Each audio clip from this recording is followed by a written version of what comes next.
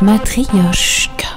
Et oui, donc on fait un enfant avant même de le faire, quand les deux mondes psychiques se rencontrent. Très bien, c'est une bonne base. Mais quand la base n'est pas bonne, comment faire? Est-ce qu'on peut s'affranchir de ça? Eh bien, c'est à ce moment-là qu'on fait appel à la résilience, si chère à Boris Cyrulnik. Oui, mais dans les temps qu'on traverse aujourd'hui, faire appel à la résilience, être résilient, qu'est-ce que ça veut dire concrètement, à la fois individuellement, mais aussi collectivement? On écoute.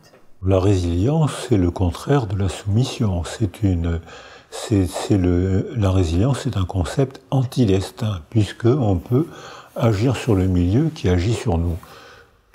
Mais donc, ça veut dire que l'idée est très facile, hein. L'idée, elle est même bébête. Hein.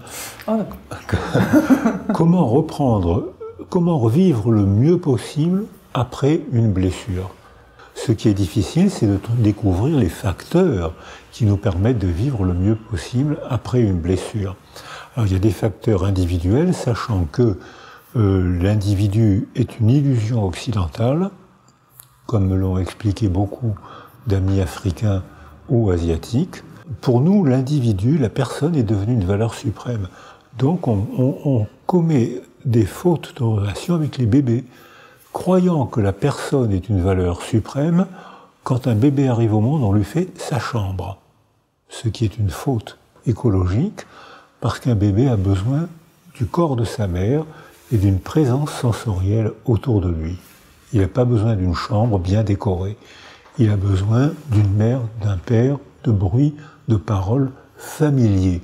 Le tranquillisant naturel, c'est la familiarité. Au-delà de l'échelle individuelle, on commence à accepter cette idée aussi anglo-saxonne que finalement ça peut dépasser le seul individu, la résilience, par rapport à la société aujourd'hui. Quand on parle d'une société qui doit être résiliente, ça veut dire quoi? Alors c'est une société qui remet en place les facteurs de protection. C'est ça. L'injustice sociale commence par l'affection, l'attachement, dès les premiers mois de la vie. Et cette injustice sociale va s'aggraver, mais on peut agir. Une société peut être résiliente si, avec le mode de raisonnement écosystémique, on s'occupe de sécuriser un bébé avant la parole, sécuriser une femme enceinte, demander aux hommes de prendre une nouvelle place dans leur famille, non plus une place de domination, mais une place de relation affective, que les décideurs politiques mettent des préparations aux grandes écoles dans les quartiers difficiles, ce qu'ils commencent à faire, et on voit que par exemple il y a des disciplines où des enfants de pauvres rentrent dans des grandes écoles et font d'excellentes performances. Parce que ce qui fait la nouvelle hiérarchie sociale, avant c'était le corps des femmes pour mettre au monde le plus d'enfants possible, et le corps des hommes pour faire la guerre ou pour travailler 15 heures à la mine. Maintenant, ce qui fait la nouvelle hiérarchie sociale, c'est le diplôme.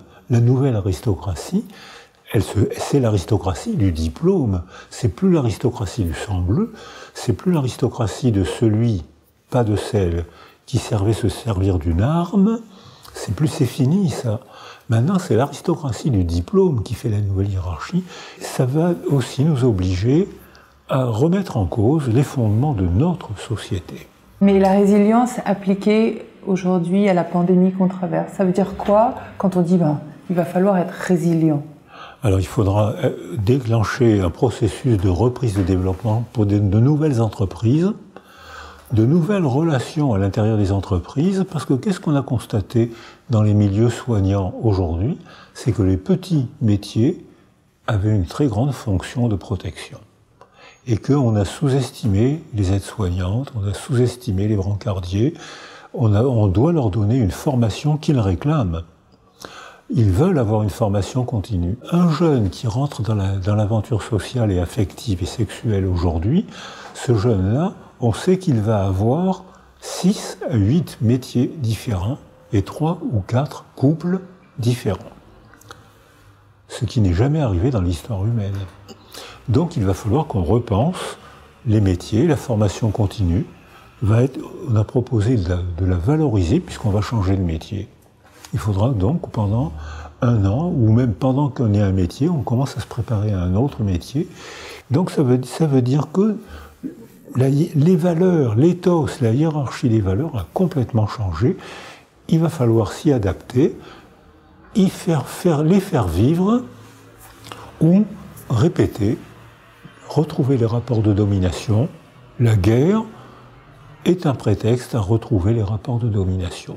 On a une période, un moment tournant de notre civilisation, on a le choix, vivre mieux ou refaire la guerre. Choisissez.